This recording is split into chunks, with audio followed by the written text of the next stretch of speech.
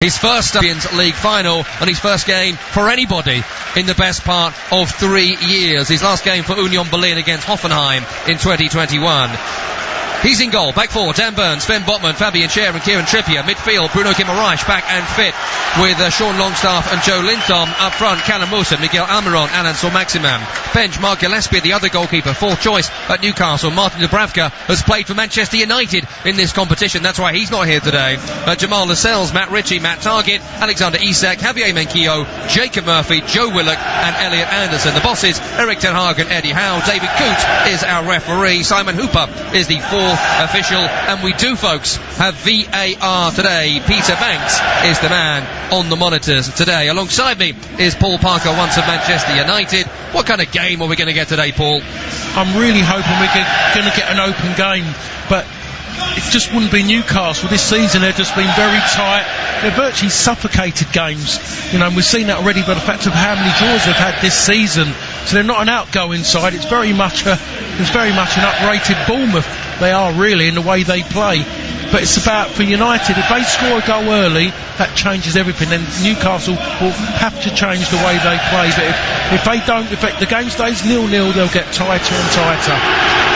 Two of the best teams in the country defensively this season. Newcastle United have the most clean sheets. The second on that list is Manchester United, and Newcastle statistically still, despite their 2 goals conceded last week, have the best defence in the country. But can they do it without Nick Pope in goal? And what an occasion for Loris Karius, Paul. We've alluded to it earlier on in the programme, but to have not have played in front of an English crowd for an English club since the Champions League final, to have essentially gone to a third choice goalkeeper's career, which is 5 days of training and Saturdays off.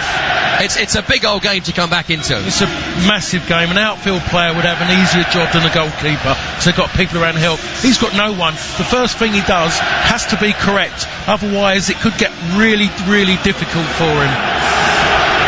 Newcastle United's players have just had a pre-match huddle. They're away to our right as we are looking in this first half, kicking away from their supporters in the famous barcode shirts, black and white stripes, black shorts and black socks. Newcastle United on the right-hand side, Manchester United on the left, kicking left to right, away from their supporters who are in the west side of Wembley Stadium. Red shirts, white shorts, white socks with white numbering and trim on the back. And Bruno Fernandes has got us underway in the 2023 Carabao Cup final from Wembley Stadium, is brought to you by TalkSport and TalkSport's international team, to our broadcast partners around the world. And already a bouncing ball back towards Loris Karius has led to a subtle soft header back to the goalkeeper, which very, very nearly went past the former Liverpool man after just 20 seconds of play. I think they might have got away with that one. Yeah, just a bit. I mean, that was communication, and that's something as well. It's all well and good doing it in the warm-up or during training before. It just didn't work there. I just didn't shout to his centre half quick enough. They did get away with it though, and Loris Karius may well be happy to have got that first little rick out of the way in the opening couple of seconds of this game. Early touch of the ball as well, which can be so crucial. Newcastle have since won a free kick on the halfway line, dropped in behind here, which Callum Wilson is chasing, but Raphael Varane, with all that experience, allows him to drop over his shoulder and go out for a goal kick.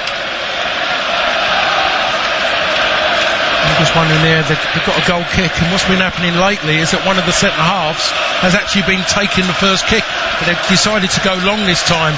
Haven't seen this for a little while, so they've always passed it out. On the list of players who have taken goal kicks this season, it's all goalkeepers. The first outfield player on that list, Lisandro Martinez, this season. Yeah.